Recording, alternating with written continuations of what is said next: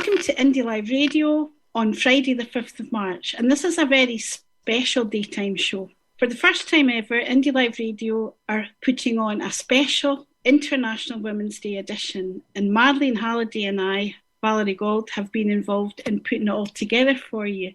And we've got really carried away. Originally, we were going to do one show, but we were so bowled over with the number of fantastic women with interest and contributions that agreed to take part that we're now doing 4 shows. And those 4 shows will be on today, from 11 till 1, tomorrow, Saturday the 6th of March, from 7 p.m. till 9 p.m, and then on International Women's Day itself, the first show will be aired from 11 a.m. till 1 p.m, and the second from 3 o'clock till 5 o'clock in the afternoon. And we'll have a mixture of all different sorts of women talking, some well-known, others not so much, but all with something unique and special to talk to you about. And there'll be music and poetry, some of it specially written for the show. And Marlene is going to tell you a bit about the women that you're going to be hearing from today. Today we have 6 guests, and the first guest is Roza Salih, and then we move on to talk to Isobel Lindsay. Then we've got a conversation between Val and some of the members of the Clackmannanshire Women for Independence. After that, we talk to Shona Craven, then Alison Thewliss, and wrap up with Agnes Tolmie. We hope you enjoy the show. We've really enjoyed putting it together. We hope you enjoy the conversations and the music. Here we go. Our next interviewee is Roza Salih, and we're absolutely delighted to have you with us today. Hello, Roza. Hello. Hi, Valerie. Thanks for having me. It's always a pleasure. Roza will be known to many of you. She came to this country at the age of only 12, and since then, she's made her mark very much on Scotland in many ways that you'll hear about soon. One of them was at the age of only 15 in Drumchapel High School. She was one of the Glasgow girls who successfully campaigned against deportations. And Roza will tell you in her interview about other ways that she has challenged injustice. So Roza, can we start off by talking about International Women's Day and this year's theme, which is choose to challenge? And that seems in some ways to sum you up completely. Exactly. That's what I was going to say. It actually sums me up because I've had a lot of challenges in my life and, kind of breaking barriers and making a difference to so many other people. New Scots to this country. And when I was 15 years old, I challenged the immigration system, and with my friends in Drumchapel High School. At the time, there was down raids. People were taken by officials from their own home. We kind of ended that kind of way of inhumane way by the Home Office. And we campaigned, we went to the Scottish Parliament, we met the First Minister at the time, Jack McConnell. We challenged him to kind of support children's rights and refugee rights. Our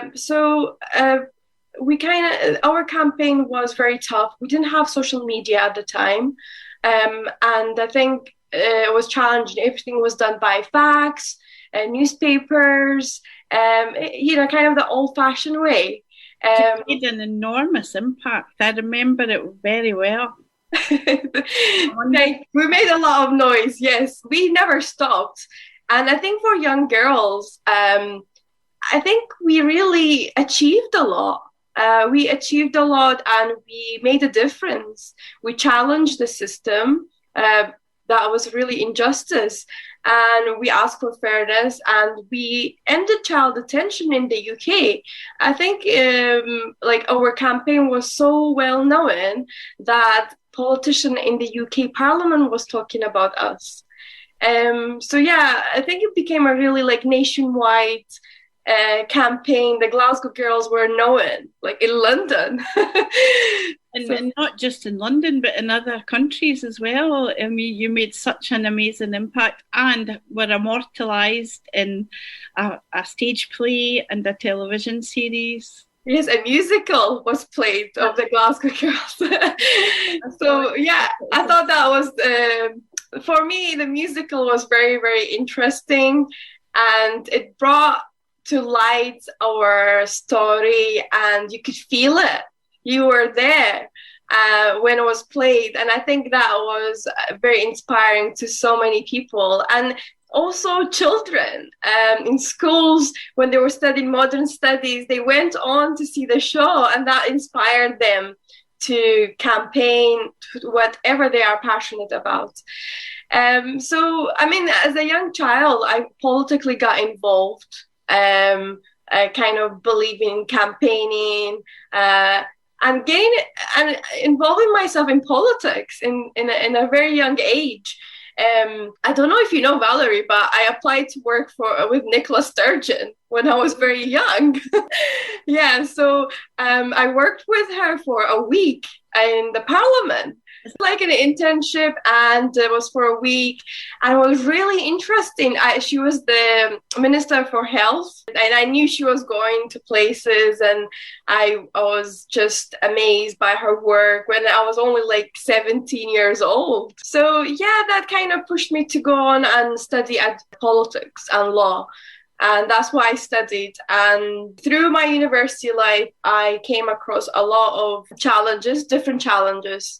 And I campaign on different issues. I always if I see something that is, there's a gray area, there's something is, it's not right, I wanted to kind of make a difference. And I knew that asylum seekers didn't have access to higher education. And that was something, no one was talking about it at the time, nobody. And when I was speaking about the campaign and bringing my proposal, to people and saying, this will make a difference to so many people, they laughed at me at the beginning. Exactly. And I did win. But I think it took me to about a year to kind of make a difference. And I think, my proposal will make a huge difference to the institution itself. And Strathclyde University did become the first university in Scotland to provide asylum seekers scholarships. And the idea now has been implemented throughout other universities in Scotland and throughout the UK. And I think I've always had, kind of an eye on grey areas, what is something that's affecting people. And because of my unique kind of life experience, I've seen a different kind of injustice for underrepresented people in this country, and I have challenged it through my life, and I have made a difference to so many people, and I'm so grateful for the Scottish people, because the Scottish people have actually listened to me. They've actually have taken my initiative, and they believed in me that I have good intent on what I am actually campaigning on. So I can't take credit for everything. Scotland was also kind of welcoming and kind of understanding. So you challenged injustice, but you found a sort of fertile ground for the seeds you were trying to plant. Exactly. And I think that's what makes such a beautiful story, and about Scotland and the Glasgow girls, and kind of my journey as well in Scotland. Very inspiring, and I'm sure you talk about being inspired when you worked for Nicola Sturgeon. Having you in Parliament would be a huge inspiration to other young people, not just asylum seekers, but young people from other backgrounds that may be underrepresented and who maybe need a voice. And so you are standing, you're hoping to be elected as a member of the Scottish Parliament in May, is that right, Rosa? Yes, that's correct. And I'm hoping that we do get Glasgow list seat for SNP. That's the party I'm standing on, and I believe in Scottish independence. And that's why, I've campaigned since 2014 for the cause. And I think it's very close to my heart because I have family members in my family who've died for the cause of, sovereignty and freedom. And I think that is what is pushing me a lot for, we are a country in Scotland. And I always challenge people. I'm like, even in my trade union, I'm like, we're not regional, okay? We're not regional. They always say that. And I'm like, no, we are a country. And I think, I've always I've never been afraid of speaking up. I think that summarizes me. I always speak my mind, and sometimes I'm like, even if it makes, I'm in trouble. I'm like, okay, maybe this is not a really great platform to talk about this, but I talk about it anyway. Rosa, I think that's the only way to do it, because I think if you always say something that doesn't rock the boat, then you're not going to challenge, are you? And I just think that I'm so glad I've had the opportunity to talk to you today, because I feel that you are the personification in some ways of this motto of this year's International Women's Day, Choose to Challenge. And I'd just like to thank you very much indeed for speaking to me today. And also I wish you all the very best, because I think you'd be a great representative. Thank you, Valerie. I appreciate it. Thank you for having me. All the best. Thank you. Indyliveradio. At the moment, I'm sitting with Isobel Lindsay. Isobel's well known in Scottish political circles, and also as a peace activist, and for all the work in the campaign for nuclear disarmament. So here we are, soon going to be International Women's Day. So when you got an email from us asking if you'd like to contribute to a programme, what came to mind? I think, first of all, the advantage of people from my generation is that we can look back and we can see change, the big changes that take place in our lifetime. And thinking about where we were when I was a young woman at the start of the 60s, if you take something like birth control, it was very difficult to access any female-controlled birth control. It was 1967 before we had GPs could give the pill out, and then only to married women. They had to be assured that you were married. I actually managed to persuade a sympathetic female GP at the time that I was just living in sin, But, and of course it was 74, I think, before it was made free on the National Health Service. Yeah. And this is such a big thing, because beforehand, the birth control that there was largely male dependent. So even if you think of something like abortion, it was 1968. Abortion was legalized, and full credit to David Steele. He had a very hard time. It was his private member's bill that he had to fight through the Commons and get through. I mean, before that, it's not that abortions didn't happen, it's just there were so many backstreet abortions and women butchered in effect. So equal pay act, that was 1970, although it was about 75 before it actually came into effect, and it's had to be upgraded constantly ever since. But these things which people take for granted today, they had to be fought for, and they were achieved. And I think that's the encouraging bit, that things can change. They can change for the better. Women can be more empowered. It has happened in so many different walks of life. And things that would have been run of the mill at that time, I did learn when I applied for, I'd been working on research contracts, but when I applied for a permanent staff job at university as a lecturer, and I was told afterwards that on the selection panel, someone had argued very strongly I was a young woman and I would just go and have children. Now, fortunately, the majority of the panel didn't think that was a legitimate reason for turning someone down. But I think when we went on into the 80s, that in many ways, men were the bigger victims during the 80s and the Thatcher period, because it was male jobs primarily that were most brutally hit. I think it was about 40% of manufacturing jobs in Scotland disappeared within 5-6 years. It was, and a whole, turnaround in that generation of men and young men's self-view and assumptions about what they could do with their life. Yes, I remember a term that developed in some research work, aesthetic labour, which was about jobs where appearance is very important. Oh, yes, yeah.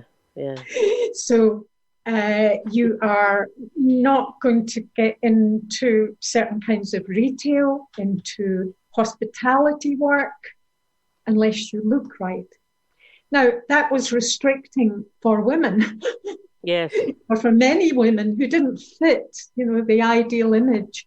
And it was also restrictive for many men who didn't have those kind of qualities, which were nothing to do with their actual skills. It was to do with appearance and accent. I think it's particularly worthwhile to come on to the current situation where we're seeing with all the stats, the impact of lockdown, and of course many other issues around young people's employment, is that male and female young people are both sharing very grim employment prospects and economic prospects, because if they can get work, it's low-paid work, it's 0 hours contract work, and it's very insecure. And their ability at the same time to be able to afford housing, to afford a lot of the things that we could afford, look pretty bleak for them. You do, yeah. And this is why I think one of the things that women's movements should be doing is to reach out and to say, look, at these big issues of inequality and economic insecurity and housing, and these are issues we share. Let's campaign together. Because although it is the case that the gap between male and female earnings is still very significant, and it's among the highest, I think, in Europe.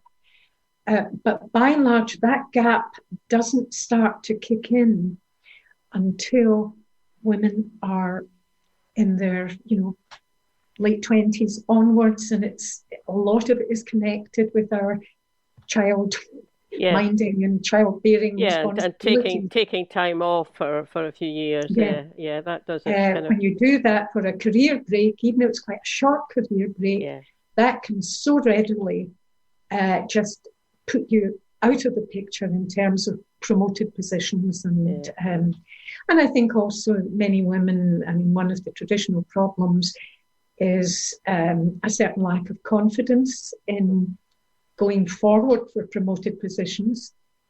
Or perhaps it is a certain rationality, because I have to say, I never was particularly interested in promoted positions. Yes, because indeed, it's like it can be. It can be a situation where there are, hurdles to get over if you're a woman and that aren't there for a man. But it can also be that people just make that decision and go, actually, I don't want to do that. I'm really happy doing what I'm doing. Yeah, I don't want to go into often these more, higher up the hierarchy are often sometimes more administrative and take people away from the practicalities of maybe what they enjoy. Absolutely. Yeah. If you enjoy teaching, if you enjoy nursing or some other areas of medicine and so on, to go up the ladder takes you into admin, takes you away from the actual work. Yeah. So I think quite often women's choices in this are really quite rational, rather than just being a matter of lack of confidence. Yeah. So do you think sort of, with a kind of perspective into the, some decades into the past, and then we're in this situation now that's been thrown up because of the pandemic. I mean, do you get the sense that it's another generation and they're facing difficulties, but in some ways they're facing some of the same difficulties that we faced, or our mothers or grandmothers faced? A sense, you can sometimes get a sense of things circle back round, and sometimes they're the same, sometimes they're a bit different. Do you see that happening? I think there are some elements that are perhaps a bit worse for our current younger generation, because if you think back, the whole idea of 0 hours contracts, nobody had really kind of thought of it. If you had part-time work and you had full-time work, but part-time work, you knew what you were taking on, you knew what your income was going to be, whereas the balance of power has moved so much towards employers that they can dictate what suits them. Yes. And what suits them is flexible labour. But flexible labour doesn't suit most of the labourers. That's the rest of us. And it doesn't suit workers, people who need a wage coming in, to think they've got a shift, to turn up for it, and then be told, oh yeah, we've only need you for a couple of hours, and then go home. I mean, that. I mean, you used the word brutal earlier, and I think that is brutal. It must be dreadful to be in that position. Yes, and of course it has all the implications. Very hard to get a mortgage, so the opportunities for home ownership, which some of us had, many of us had, even if I can remember, I think our first house in Glasgow, a 5-bedroom flat, we got 100% mortgage for the £1,000 it cost. Yes. Even in relation to earnings in those days. And lots of these opportunities have gone. For young people in both. So this is why I'm saying that let's focus on the issues that remain for women, that are very particular to women, but don't neglect the issues where we share the same problems with men. Yeah. And men also have their own distinctive problems. Yes. So in a way, come together in an alliance. Yes. Yeah. And if one thinks just recently historically recently, to bring it back to Scottish independence, and I can recall that when the Constitutional Convention was set up, and one of the things that many of us were very keen to try to ensure that the participation of women in a Scottish Parliament was encouraged and helped and supported. And some of us thought there was a good case for legislating for, because the participation of Scottish women, any women, but most particularly Scottish women at Westminster, was so abysmally low.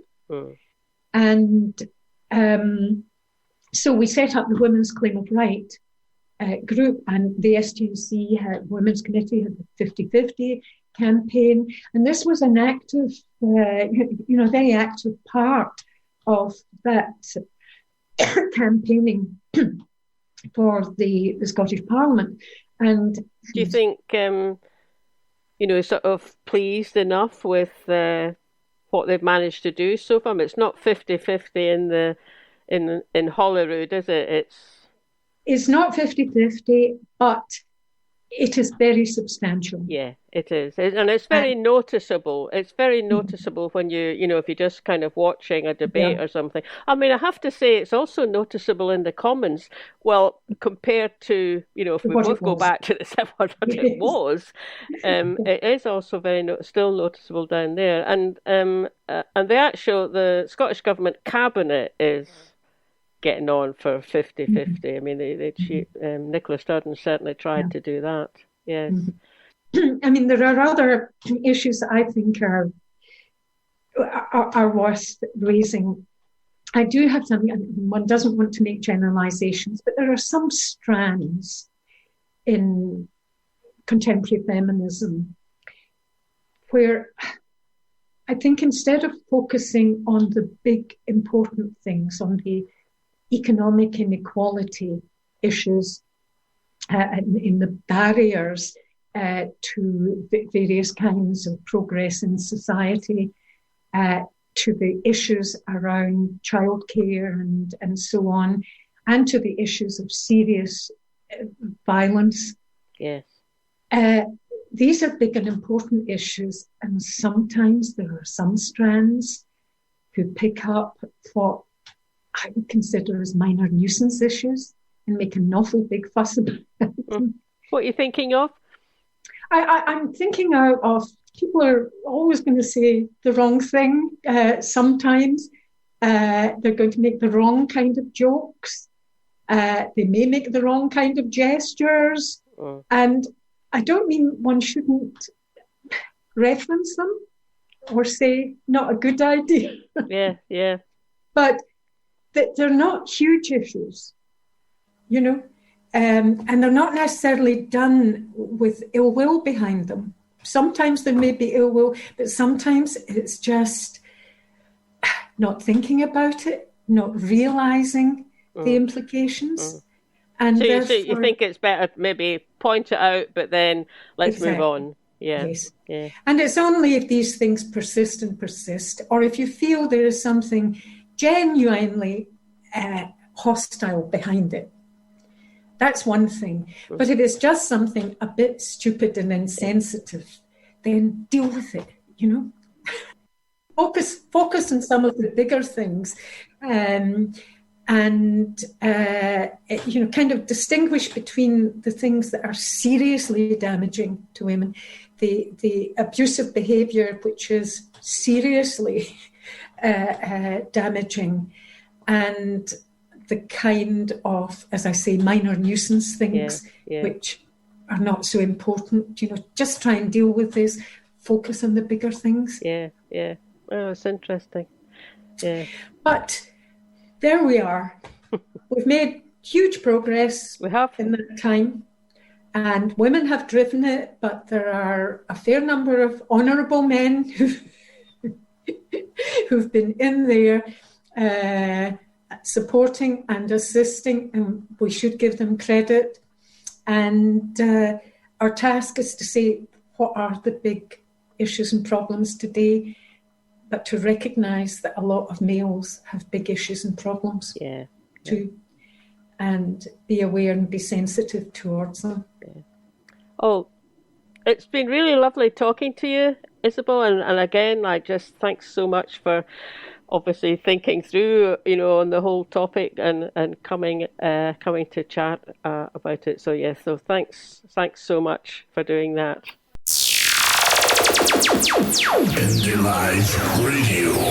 Indyliveradio. My name is Joan Kay, and I am so happy to be addressing you at Indyliveradio for International Women's Day special. I have been in Scotland for 4 decades, and I was attracted by the excellence of your universities. and also by your extraordinary intellectual achievements through the centuries.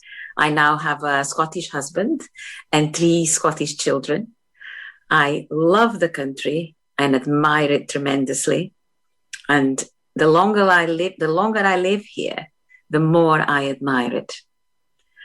I come from Portugal, and one of the greatest poets of the 20th century in Portugal and in Europe was Fernando Pessoa. And there is a line from one of his poems that I always think about when I think about Scotland. It's from a book that he wrote called Mensagem. He wrote it in the 30s, when we in Portugal were under political oppression and we had lost the sense of who we were. And we needed someone to tell us, to remind us about our extraordinary contribution to world history, to the discoveries and many other achievements, looking at our faults, but also reminding us how much we had contributed, what our spirit of endurance, our qualities had led us to do, what the people can do. And the line from this poem is from, the poem is called Mar Português, Portuguese Sea, and the line is: tudo vale a pena se a alma não é pequena. Aye, all things worth it, gin ye hae a soul that's muckle in you. Everything is worth it if your soul is big enough. Now, I've lived here for a long time, and I know that Scotland's soul is more than big enough for anything. So, choose to challenge. Indyliveradio. So I'm here with world-renowned Clack's Wifeys for Independence. I'm a great fan of you, Clack's Wifeys. I've listened to you often, and I'm quite chuffed to be here as part of your virtual coffee morning for a change. And the reason I'm here is to ask you for your views about International Women's Day for our special edition of the daytime show, which will go out on Friday the 5th of March, and also repeated on International Women's Day, the 8th of March. And the campaign theme this year is Choose to Challenge. So I'm here with Fiona McGregor, Lynn Dugan. Joy. So I was really here just to ask you for your views. I think I'm all for it. It's something that we need to celebrate and kind of promote more. When I look at where we are now compared to where we are 20, 30 years ago, when I was a young woman just coming out of school and going into work, things have changed quite a lot since then. You know, I went for one job interview where they asked me, was I joining this particular organisation, which had a uniform, to find a man? And I'm like, no, I'm joining it to do the job that you do. You know, now things like that can't be asked in interviews. So there have been changes made, but we're still nowhere near equal yet with regards to work and life and whatever else. So I think we've got to keep pushing, and we've got to keep encouraging younger women that they can do whatever they want to do, you know. Don't let people shut doors in your faces, or if they do, go and find another door to open and find a different route to do things yourself. Yeah. People that have come a long way, but there's an awful lot further to go. You just get a reminder of that with the lockdown. And when you think of how many households right now you've got people homeschooling their children, I would be willing to bet that it's largely the women who are both working from home and homeschooling their children. That whole responsibility for childcare and everything else. Remember that phrase in the early 70s, they were saying, you can have it all. And then it's the case of, well, actually, you've got it all, but now you're doing it all as well. You're doing the housework and the work and the childcare. But I thought it was quite interesting, the slogan, though, that choose to challenge, because it's almost an aggressive kind of slogan, isn't it?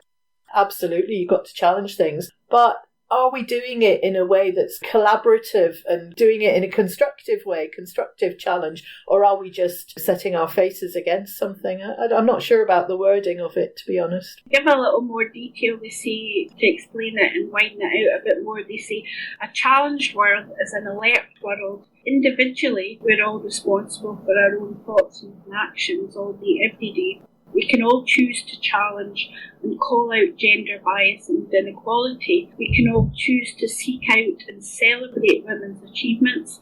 Collectively, we can all help create an inclusive world. From challenge comes change. I think that's really important, what you said. It's not all about criticism and attacking. It's also about collaboration and comradeship. Yeah, and listening and appreciating each other's views as well. That's the one thing with some of the current debate. Some of it, the amount of aggressive closing down of debate by throwing insults around. You cannot work through that and get to a good outcome. You can only do that by trying to find the common ground with people and then trying to explore the differences in a way that you can all respect each other's views. And I'm not sure that that's necessarily summed up by the choose to challenge phrase. But having said that, certainly I'd rather be choosing to challenge than rolling over and taking whatever's being dished out. I think a lot depends on how you interpret it. Yeah, very much so. We're not also of an age where we've got more time to challenge in some respects than you might have had when you were raising kids, you know? Yeah, because when you're young, you're trying to, as you say, do all raising kids. People have got maybe less time available for political activity. I remember I talked to somebody about the political party I'm in, and they were talking about their daughter. And said, well, she's very keen on independence, but she really doesn't have time to take part in the party because she's a full-time teacher and she's got 2 kids. So basically she's hardly got time to go to the toilet, never mind take part in political activity. But, I mean, we're all of a certain age where maybe we've got a bit more available time to it. I think as well, younger people as well, they're maybe in positions where they're watching what they say and do carefully because of the potential impact it can have on their career, you know. And then you get to a stage where you're a wee bit longer in the tooth and you really don't give a hoot what anybody, you've had it up to here and you're like, I'm sick and tired of holding back and being diplomatic and polite. I'm just going to tell you exactly what I think and why I think it, and then we'll leave it there, you know. And I saw that with my grands, and I see it with my mum and my mother-in-law as well. They're like, I haven't got time to waste now, you know.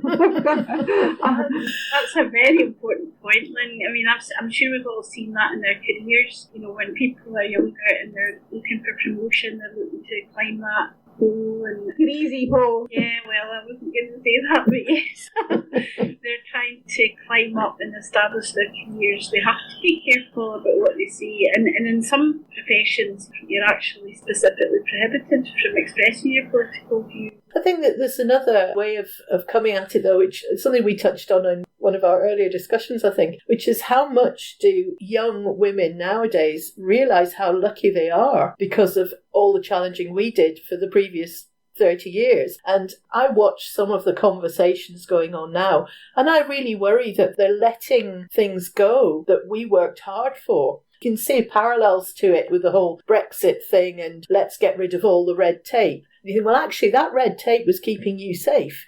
It took a lot of effort over many years to get that red tape put in place so that you didn't die. And, you know, there's the same kind of thing with women who wouldn't be too quick to throw away rights that we've had to fight for. Well, interesting enough, making the comment earlier on about it being National Women's Day. I was at an all-girls school, so you celebrated that every single year.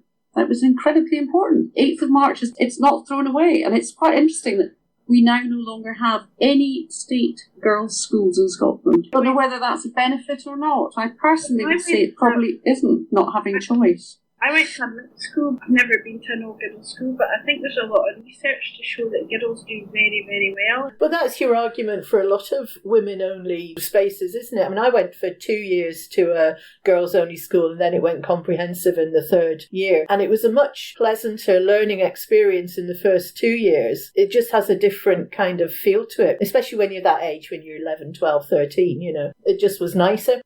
I used to find at work, if you had a training classroom that just happened to be full of women, rather than a mixed one, the atmosphere is different between a mixed class and the way they speak to each other is different. One of the things I really liked when I first went to some of the Sterling Women for Indy events was they would always try and encourage women to speak first, because if you don't, even today, look at any event, when they throw the floor open, it's almost always a man who will speak first, because that is their conditioning and we let them do that. And unless you're kind of aware of it... Not unless unless you're us. The meeting I was at the other day, it was like, yes, okay, we'll let you speak again. Thanks for letting me join your chat. You're very welcome. You'll probably end up in our podcast. That was a recording of a conversation, Clackmannanshire Women for Indy group. And one of the women you heard was Lynn Dugan. Lynn is a very talented person who paints beautiful yes stones, and she also writes poetry. And now you're going to hear a poem specially written by Lynn for International Women's Day. We are women, hear us roar. Poem written by myself, Lynn Dugan, for International Women's Day 2021. With a wee nod to Helen Reddy. I am woman, hear me roar. I play football, see me score. Create opportunities, open doors. Dismiss less, demand more. Teachers, lawyers, nurses, doctors. Choose your career, be an engineer. Plumbers, pilots, architects, mechanics. More than you thought, we're astronauts. Web designers, analysts, IT technicians. Lighten your load, because we can write code. Professors, explorers, inventors, researchers. Need a revolution? We're your solution. Artists, sculptors, dancers, musicians. Entertainment to satiate? We will create. Journalists, authors, playwrights, poets. If it's words you desire, we will inspire. We are women, hear us roar. Dismiss less, demand more. Time for us now to raise a glass to great women of the future, present and past. So I'm delighted today to be speaking to Shona Craven. Shona is a columnist for the national newspaper and community editor. She edits the national conversation section of the paper, and she also writes a weekly Prime Minister's Question sketch and a Friday column, which usually takes a sideways look at the week's developments in Scottish, UK and international politics. And I'm sure a lot of you will have heard Shona on the radio and seen her on TV because she regularly contributes with political analysis on the events of the moment here in Scotland on our political situation. So welcome, Shona. Hello.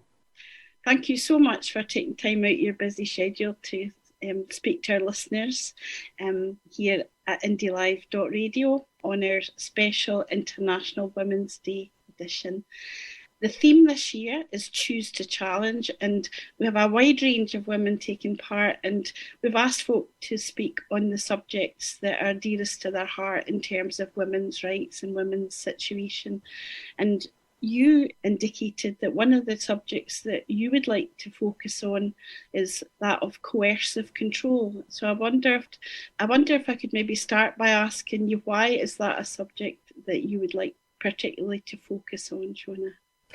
I think for me, this is something that over maybe the last 10 years or so of my life has become an issue that kind of almost touches every aspect of life. I think the older I get and the more kind of people I meet, the more I realise how incredibly pervasive this is as a problem, and that it can affect women from all different backgrounds. It can affect women who are engaged and with feminist debates, with discussions around domestic abuse. Just knowing about this is not actually a protector in terms of it happening. And the phrase coercive control, I think most people won't have really heard that phrase until relatively recently, not least because the Scottish Parliament has legislated against it.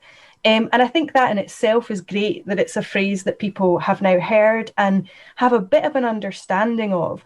Although it's my belief that we can definitely go further in raising awareness of what this is and why it causes such harm. So as I say, the Scottish Parliament did pass legislation that acknowledged these subtle and insidious forms of control as part of domestic abuse. And generally speaking, I'm not a huge fan of sort of symbolic legislation, i.e. laws that do exist but might not be used. I'm not sure we're ever going to see a raft of prosecutions for this. But just having that public discussion, it made people aware that this is something that goes on. It's something that's absolutely not okay. And it's something that you can speak up about, and hopefully speak up about without any feelings of shame or embarrassment or that you're to blame, because we've recognised that this is a really problematic and in some cases criminal thing that happens. And of course it does, not exclusively but predominantly, like all forms of domestic abuse, this is an issue which affects women as victims disproportionately due to women's situation and overall lack of power, whether that be financial or the fact that they're more vulnerable due to perhaps their physical bodies and things like caring responsibilities. So I'm just really keen that we develop the conversation around this beyond just passing a law against it. I think that's such an important concept, isn't it? And for anybody who's listening who's not aware, that law, the domestic abuse law, came into force on the 1st of April 2019, so almost 2 years now. And it's a welcome change because it does recognise the multiple ways that people can be affected. As you say, that's a really interesting thing. I'd never thought of the idea that the law isn't just there to prosecute people, but the idea of it being symbolic so that it raises awareness and can facilitate discussion. That's a really interesting line of argument, isn't it? Yeah, and as I say, there's sometimes when laws are passed that I think, well, is this about sort of generating a headline?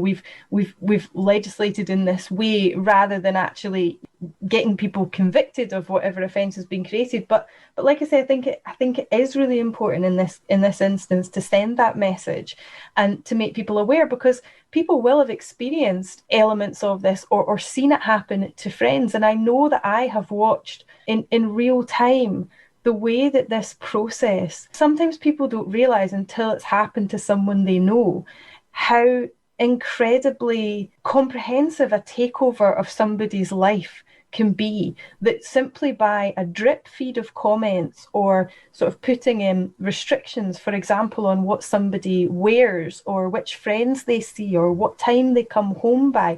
And each of these things in itself can be quite easily dismissed. Oh, he's quite jealous because he loves me so much. He doesn't want other men looking at me.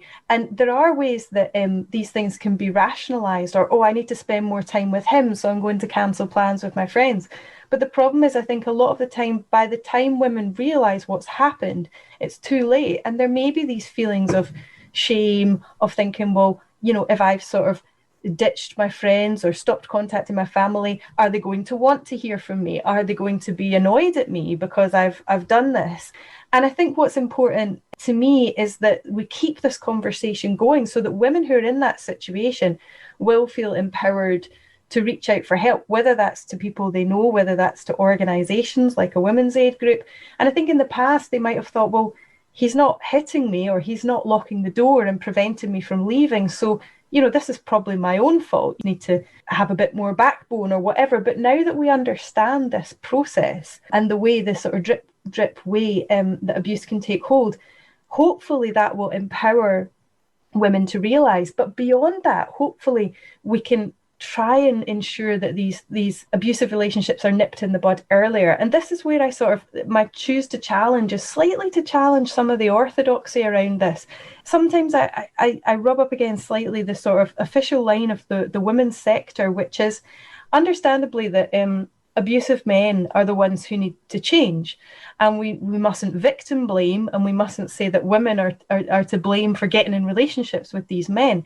And I think maybe that is stopping us from actually educating particularly young people, but not just young people, on the signs of these relationships so that they themselves can say, no, actually, I don't think that's right, or no, he's over the top, this is love bombing, this isn't normal.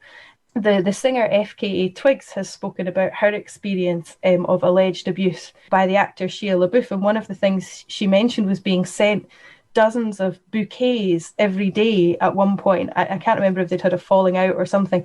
And she said even at the time, she wasn't comfortable with that. It felt like too much, but I got the sense she didn't maybe even have the vocabulary to call that love bombing and to identify that as something sinister.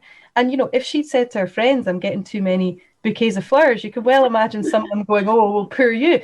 But if she said, oh, I think this could be part of a course of conduct that's maybe designed to manipulate me, then that takes on a different sort of character. And, she is a great example of someone who is a strong woman, who's broken down boundaries with her career. And as she said, she had the money to leave, she had friends and family, and yet she got sucked in and to a point where a lot of people would, as the famous sort of cliche goes, say, well, why didn't she just leave, if things were so bad? But the framework of coercive control helps explain why she didn't just leave, because she was being controlled, and it's about mind games as well as other forms such as physical or sexual abuse that can occur alongside it. As you say, it's a very insidious process, and it can be through a whole lot of small acts that on their own don't mean anything, but put together they form a pattern and gradually chip away at a woman's self-confidence and belief in herself, really. I mean, the definition on Women's Aid's website is that coercive control is an act or pattern of acts of assault, threats, humiliation, intimidation, or other abuse that is used to harm, punish, or frighten their victim, designed to make a person dependent by isolating them from support, exploiting them and depriving them of independence, and regulating their everyday behaviour. So, you've got a kind of spectrum there, haven't you, where, assault might be at one end, but just small limits on everyday behaviour, like you mentioned, dress. And what role do you see as schools and maybe youth groups also playing in getting young men and young women to look at teenagers, young people, to examine the relationships and what they think is okay? Yeah, I think I'm always a little bit hesitant of saying, schools need to do this and that, because I know teachers are often listening and thinking, all right, however, how many other things do you want to be our responsibility? That's music to my ears. But having said that, this is obviously something that has to be addressed at a young age. And I really don't envy the teachers and other school support staff who are having to navigate a situation where you've got people sending each other a flurry of nudes, which, the issue of informed consent of doing something like that is really tricky. So I think there's almost a degree of firefighting going on at the moment in terms of quite horrendous levels of sexual harassment and low level, but still potentially very damaging kind of verbal, abusive or undermining activity that goes on. So I think we absolutely do need to think. One way that I would go about it, and I mean, I'm not an educator and this isn't my field, but I think even just giving examples of behaviour to stimulate discussion. So yes, the list you read out from Women's Aid, covers a lot of really worrying behaviour, but I would love to sort of say to young people, talk about romantic gestures, and even this idea of the sort of love bombing thing. As I say, what is and isn't appropriate, and what might be raising a red flag in terms of, is it a romantic gesture, or is it possessiveness? Is it passionate, or is it problematic? And just get young people themselves to kind of talk these things through and plant a seed so they can think about it. But one example that I found fascinating was the storyline in The Archers that was about this, which I'm not a listener, but my mum is. And as I understand, it was a very, very slow build, which is something you can do in these kind of long form kind of soap operas. And they sort of showed the drip very effectively. And I found it fascinating because I had been, as I tend to do, banging on to my mum for quite a while about this, because from my experience of people that I knew, it was really becoming a big worry for me. And I'd sort of spoken to her about it, and don't get me wrong, you know, she would listen and say, okay. But then when it was on The Archer, she was coming to me and saying, oh, and this is how it works, and I'm like, Mum, I know this, but I'm glad that it's being sort of communicated to you in a way you understand. And obviously that's an older age group. And I think it's great that people of all ages are learning how this can happen, so they can possibly say, okay, you know, to someone they know, right, oh, well, you know, we've met this guy and he seems nice, but I didn't really like the way he, you know, seemed to be steering the conversation or seemed to be limiting what you were saying, even if it's quite a subtle thing. I think everyone needs to be on the alert for these clues and red flags. But I know myself, I felt very powerless in these situations, because the whole nature of it is that if you start to challenge it, then you might end up just pushing the person away. And of course, isolation is the sort of precondition for this sort of stuff to thrive. And then the abuser starts saying, well, your friends aren't interested. They don't want anything to do with you. You know, it's just me and you. And getting the person, breaking them down so they're so vulnerable. Another good bit of awareness raising is a woman called Marlon Anderson. She was a Love Island contestant. I didn't watch it at the time, so I never saw her on it. And she is doing great stuff on Instagram in terms of body positivity, because being put down, I mean, has you know, an incredible figure, but and now seems like a very, very confident woman. You know, she dances around in her underwear, but she makes it clear that when she was in an abusive relationship, he would make comments, call her fat, tell her she wasn't attractive, and in spite of all the evidence to the contrary, she would start to believe it. And so she's really doing a great job of showing how someone who is a confident woman does have so much going for her. I don't just mean in physical appearance, of course, but in terms of her character. But you know, what she's saying is, if someone as strong as me can not fall for this, that's the wrong word, but can be manipulated into not liking myself anymore, not trusting myself anymore, then it could happen to you. And so she's raising awareness of red flags that people should look out for. And I think that is really, really valuable. Yes, we want the men, and it is predominantly men, not to abuse, but I think more needs to be done to just say to women, not blaming them for being in this situation, but empowering them to identify that they're in it and take steps at the earliest opportunity to exit from it. That's so true. So what message would you give then to anybody listening who was concerned about a friend or a family member, or even about their own relationship?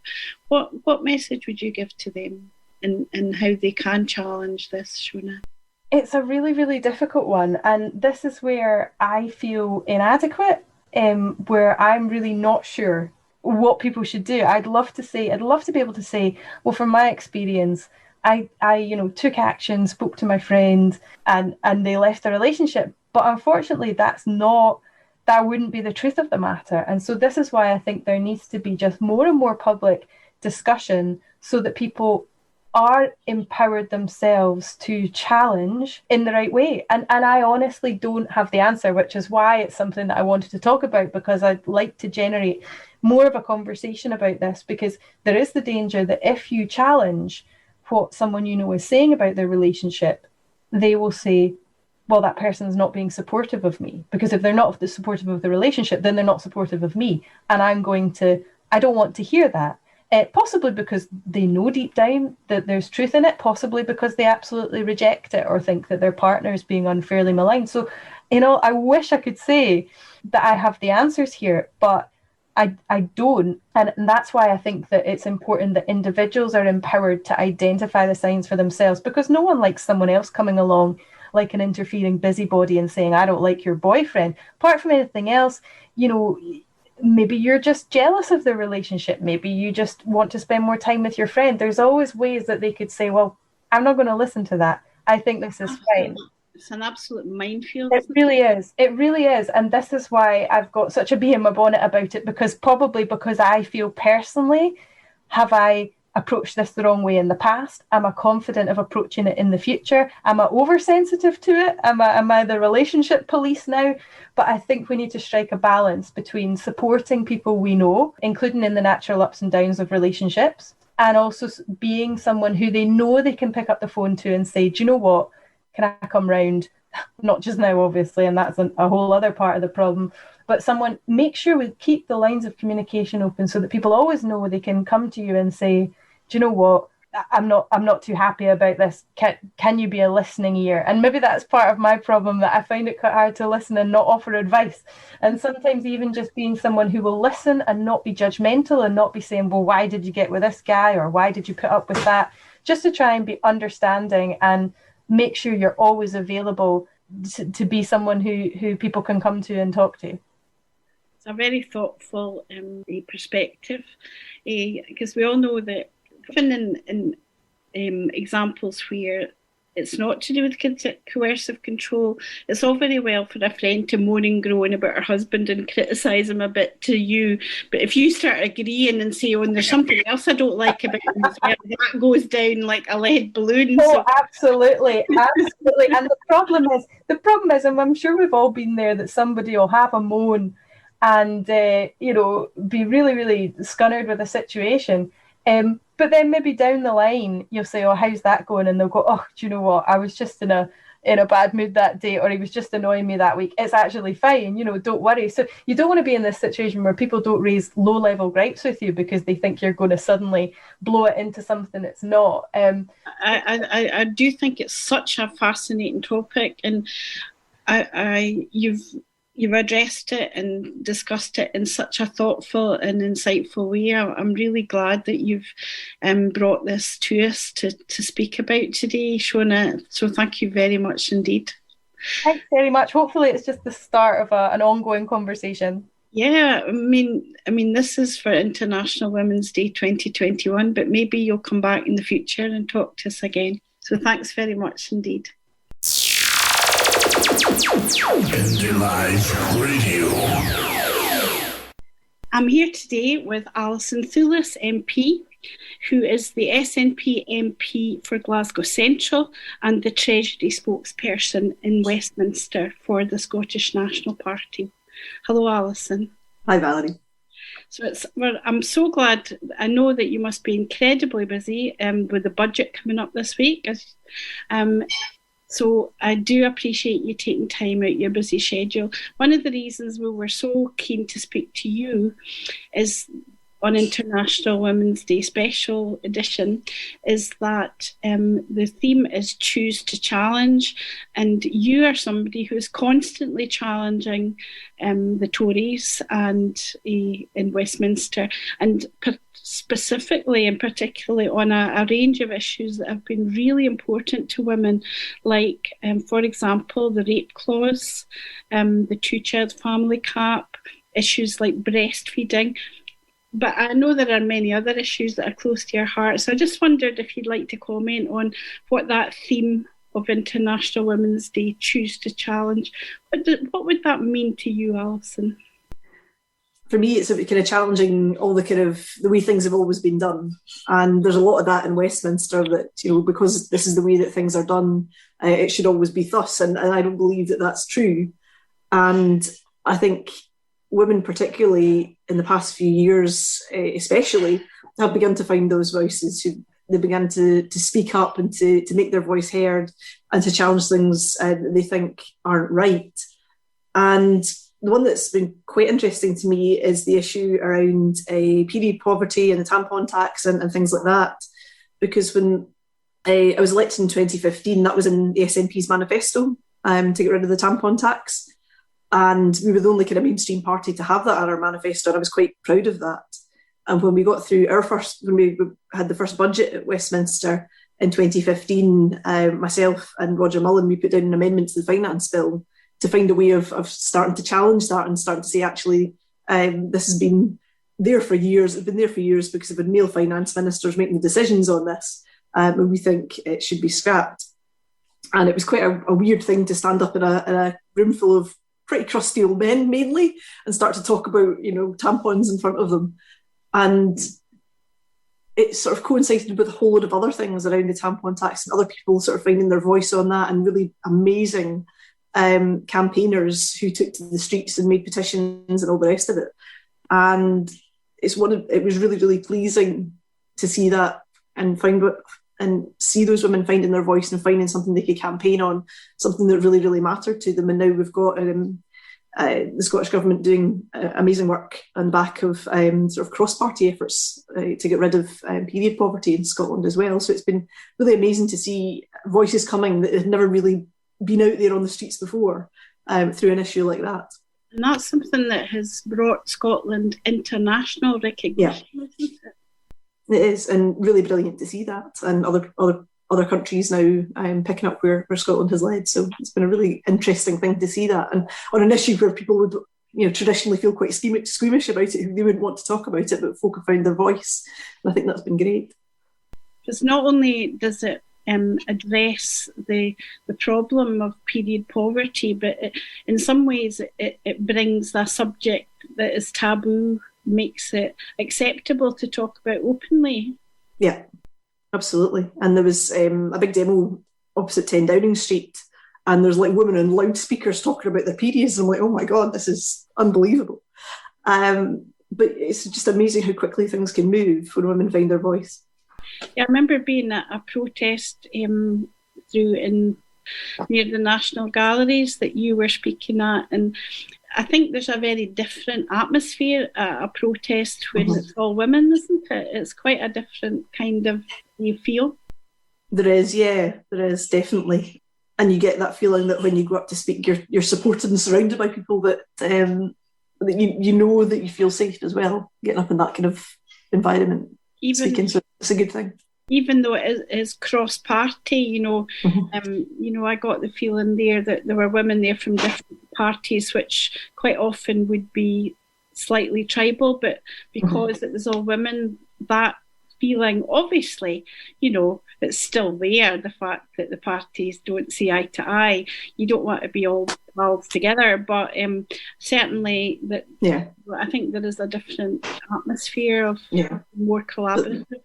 Do you think having more women in the Parliament, I know that Westminster is traditionally a very combative environment, do you think having more women involved makes cross-party working more feasible?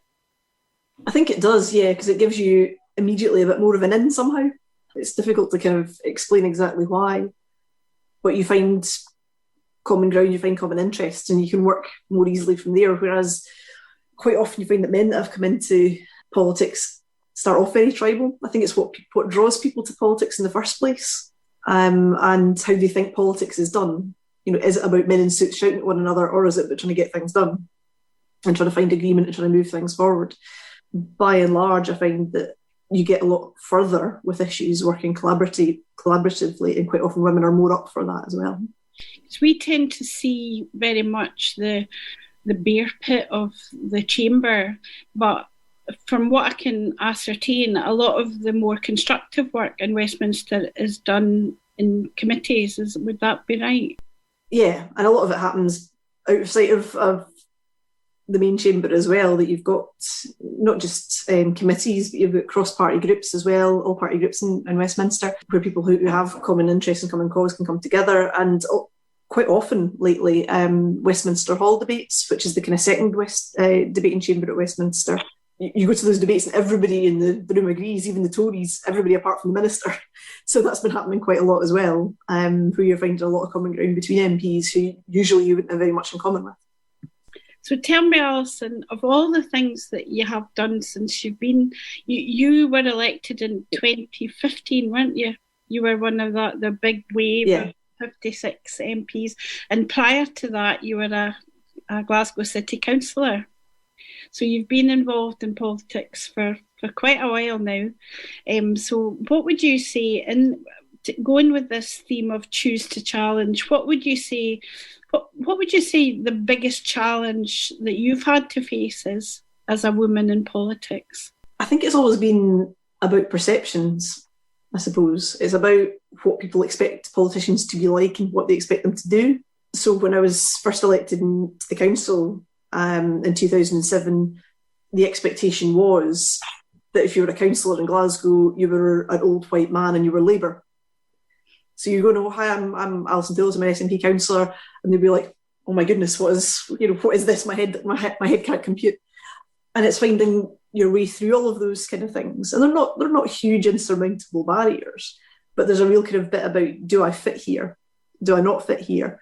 And the more that you don't feel as though you fit, the harder it is to get your job done, I think, because people don't expect you to be there. They don't expect you to, you don't look like what their perception of a politician is. And that, counts for lots of different people in politics. And I'm glad that politics is becoming more diverse, that kind of perception's challenged more and more, because politics should be for everybody.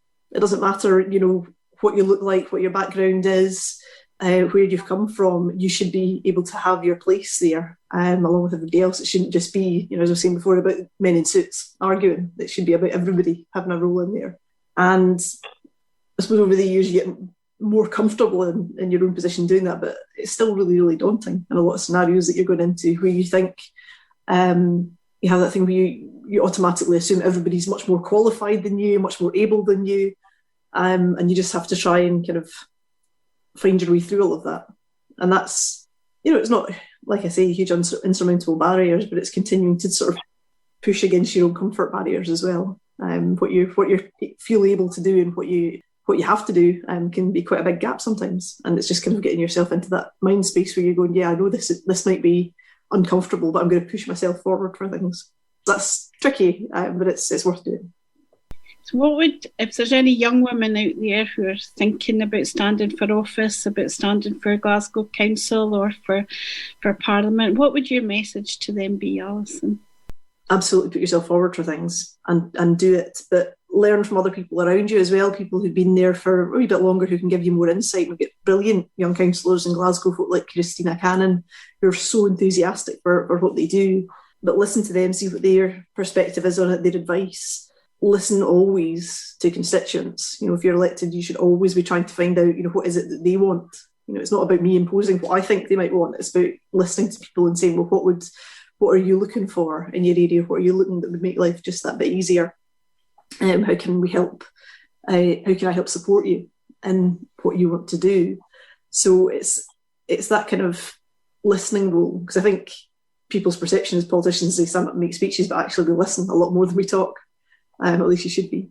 But I would say to any young woman that's wanting to come out and do that, absolutely listen to those around you, learn from those who've been there before, and find your way through it. Well, thanks very much indeed, Alison. I'm sure there's a lot of people out there that are already seeing you as a role model, and that, as you say, there are a lot of young women coming through in our party and other parties, and we look forward to seeing them elected to the council and to Parliament. So thank you very much indeed, Alison. And if you've got one last message for the listeners on International Women's Day about the Choose to Challenge theme, what would it be? Always think about the power of your voice and use it when you can. Thanks very much indeed, Alison.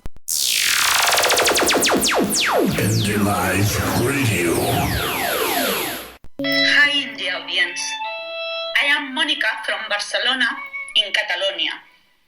I want to send a warm hug in these hard times we are living for the International Women's Day. I want to send you a lot of energy to keep on working for the Scottish independence. On this special day, I want to give all my support to all Catalan women unjustly imprisoned by the Spanish government, and also to Clara Ponsatí, who has been sheltered in my beloved Scotland. En aquest dia especial vull donar el meu suport a totes les dones empresonades injustament pel govern espanyol i també a la Clara Ponsatí, que s'ha pogut refugiar a la meva estimada Escòcia. Freedom for Scotland!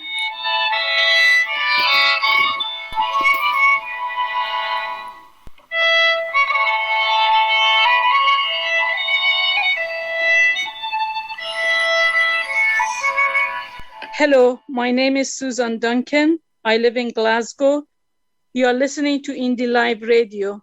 Happy International Women's Day to you all. I was born in Iran, so I would like to do the same in Farsi. روز بین المللی زن مبارک. Choose to challenge gender toys. Buy your girls the science kit. the messy art project, or the robot. Encourage them to be loud, to challenge themselves, to explore and be brave. Choose to challenge male-dominated careers. Bring up your daughters to study engineering, mathematics, or science. Encourage them to follow their dreams. No career should be outwith their imagination. Choose to challenge our limits. Let's help our daughters to be independent. Build up their confidence and push them to go out and get what they want. Choose to challenge male-dominated pastimes. Join a martial art class, lift heavy weights, or take up CrossFit. Join a rock band, learn the double bass, or pick up a tuba. Choose to challenge the glass ceiling, push through barriers, and work towards your full potential. Pull other women up with you and encourage your peers to succeed. Happy International Women's Day to each one of you.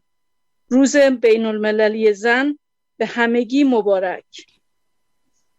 Hello everybody, je m'appelle Carole Justafré and I'm speaking from France, and I'm saying hello to everyone who's listening to Indyliveradio. Well, as it is la Journée Internationale des Femmes, and being a French woman, I wanted to say a few words. And I was telling some of my friends that being a woman is a challenge in itself, especially, even in Europe, because even if we have rights now, we still have to fight for equal pay. And in some countries within Europe, abortion is still a big problem. And there are people, even women, fighting against the right to abortion. And I think that for us women, the most important thing is to get an education and to have a job. Because as my great-grandmother told my mother years and years ago, never be financially dependent on a man. Get your job. And if one day something goes wrong, you can leave. So I know that even nowadays in the 21st century, because of some traditions, some religious traditions and, customs, women don't get access to education. They don't get access to, for example, the pill. And so they have children and life for them is very difficult. And as for us, for example, French women in France, at the beginning of the lockdown, the president decided to shut all the schools. And as most French women work, it was very difficult for them to keep the children at home, and they couldn't go to work. So most of the time, the husbands would go to work and the women would stay home. So to me, education and financial independence are the most important things for women around the world. And as long as there's a Journée Internationale des Femmes, it means that we'll have to fight till this Journée Internationale des Femmes disappears. Indyliveradio. We're delighted as our next guest to have Agnes Tolmie from Scottish Women's Convention. And we've had Agnes on as a guest before, and we're absolutely delighted that she has accepted an invitation to come back on today and speak to us on our special International Women's Day show. Hello, Agnes. Hello, Valerie, and hello, Marlene. How are you both? Hiya. Thanks for inviting me back. So first of all, Agnes, would you like to start and tell our listeners about the event that your organisation is organising for International Women's Day? Yes, the Scottish Women's Convention hosts an annual International Women's Day event, and we normally hold it in the Scottish Parliament, but due to the current circumstances, that's not possible. So this year it's online. What we decided to do was, when we were talking before the year end about, what the theme would be, and we were struck by the number of women in Scotland who aren't always necessarily nurses, doctors that are employed in the front line. We kept needing to come across women in their communities who were doing things as well, doing something extra and additional to help neighbours, their community. And we decided that we wanted to showcase women in Scotland and what they were doing during this pandemic. And the stories which were putting out every single day, we thought we'll just run it for this period from the start of the year until International Women's Day. And then on International Women's Day, we'll put them on a roller so that people can see them all again. So we went out to our networks and asked for people to nominate women, and we're absolutely overwhelmed. And some of the stories are absolutely amazing that women, and it's not a surprise, I suppose, to us. The range of stories, the range of activities has been, and fundraising for things and so on. These are ordinary women in Scotland who've stepped up to the mark and made it easier for other people to cope with this pandemic, and the stories are fantastic. Your theme, I believe, is celebrating women in Scotland. Is that correct? That's the theme. And we've had women from all professions, different ethnic backgrounds, different ages, young women, older women. It's been a fantastic response. And some of our speakers on the day will be chaired by the one and only Linda Fabiani, who I think this is her last year as an MSP. She's not standing again, so she'll be sadly missed, not just by us, but by everything that she does. She's got boundless energy, enthusiasm, and a fantastic sense of humour. But she's good fun. The First Minister, unfortunately, cannot attend, but I think we all know that her workload is just impossible at the moment. But she's agreed to record a statement for the day. Fantastic. And it would be the first one she's ever missed, to be honest. But the circumstances dictate that she can't come along. Monica Lennon is, and Monica's going to talk about, during the pandemic, how she managed to steer the period poverty bill through the Scottish Parliament. The whole world is responding to that. New Zealand has responded to it, and women from different countries all around the world.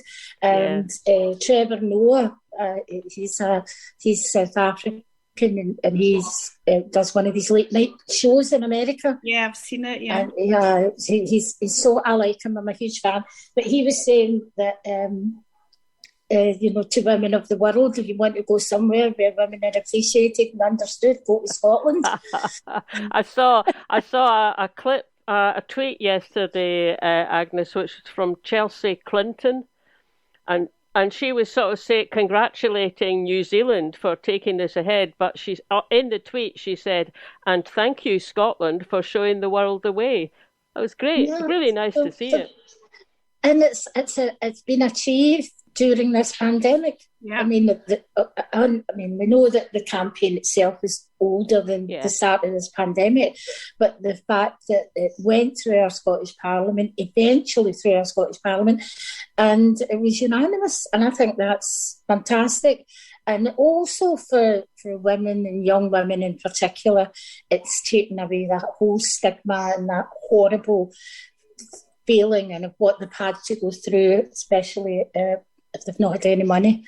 So their stories were not nice to listen to. It's terrible in this day and age. So that was good. And we're women. So the women are stepping up to the mark. They're doing fabulous things all across Scotland, and we are so proud of them, and we want to showcase that on International Women's Day. And we want to say, look, this is what women in Scotland are capable of. This is what they do. And it's not for medals or honour or anything else. It's because of who we are and that we can and we want to. It's altruism. It's not it's not there is no society mentality. It's the idea of collective responsibility and caring for the most vulnerable and not always putting yourself first. So the next thing I'd like to ask you about is, apart from this event, which in itself sounds worth the whole year of the Scottish Women's Convention, I believe you have been doing other work though, like particularly carers and childcare. Do you want to say a little bit about that? Well, we held an online conference and we were so oversubscribed that we had to hold a second one just before Christmas, and that was on social care, and a lot of the attention was focused on care homes and what was happening in them, not necessarily for the people who live in them, but the workers as well. So what we did is we did the broad scope of it, what it's like to be, and it was awful, the stories we're hearing about loneliness and not seeing family and all that during this pandemic.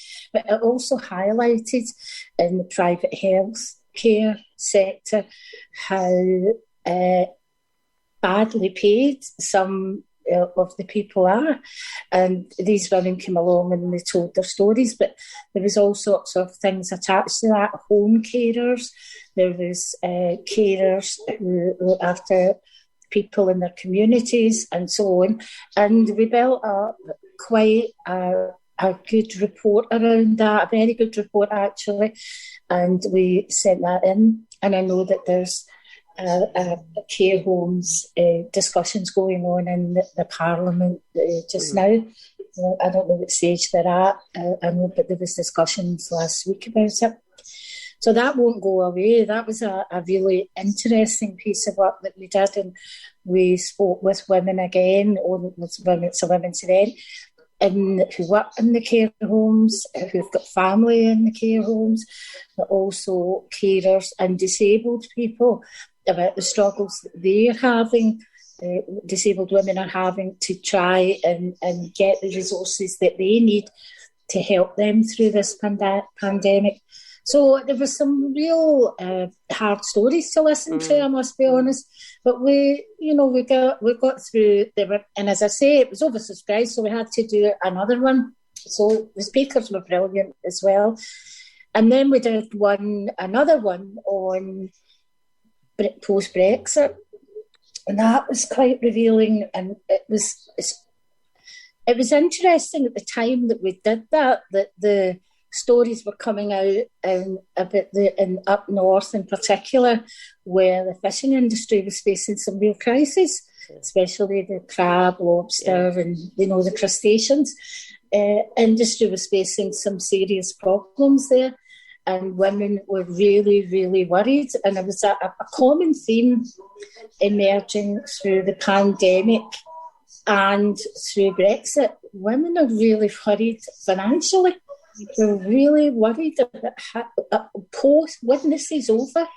The pandemic seems to have sort of let the problems with Brexit hide under it. And for women, this is just awful.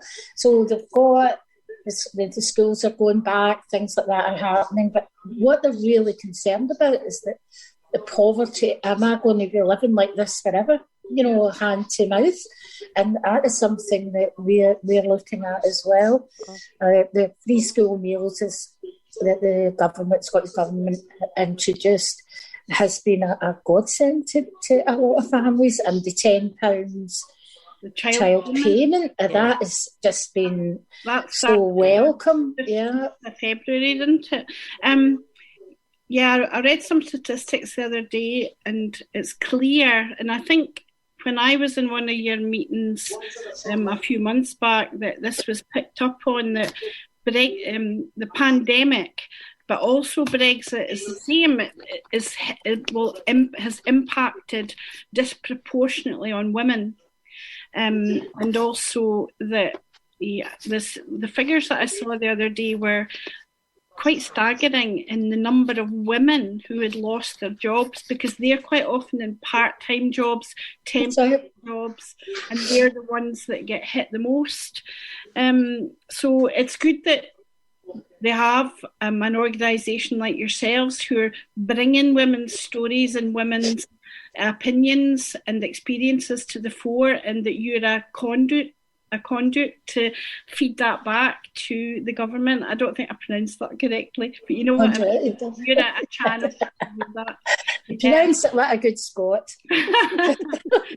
Anyway, so we are thoroughly looking forward to hearing your all these great women speakers on Monday, on actual International Women's Day. It's 8th of March. Can I ask you, for anyone that's listening, Agnes, so people can register on Eventbrite for this free event, and they can get a link via the Scottish Women's Convention website, and it's on Monday the 8th of March from 6 p.m. till 8 p.m. One thing, see if somebody wasn't able to attend, or zoom in at that time, will it be available later? Perhaps it is on YouTube? It's not being recorded because of the confidential nature of some of the contributions that were made on the day. We have to be very careful about that, because people were asking and we took advice, and the advice we got was best not to record it, so we won't. That's understandable. So you come along.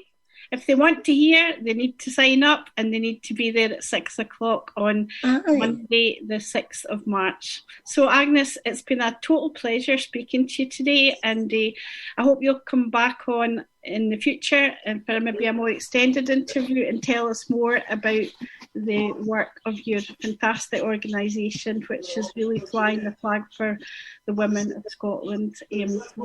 Marlene, I'm sure would like to thank you as well, but I would like to thank you very much indeed. Yeah, thanks You're very welcome.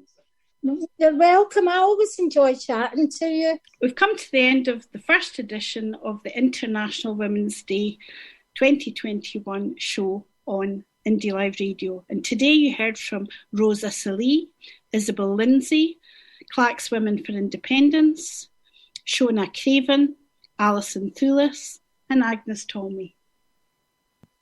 I really enjoyed the programme, Val. I know you did too. And just say to the listeners, tune in tomorrow evening, Saturday the 6th of March at 7 p.m. Another 6 guests, and we hope you enjoy this.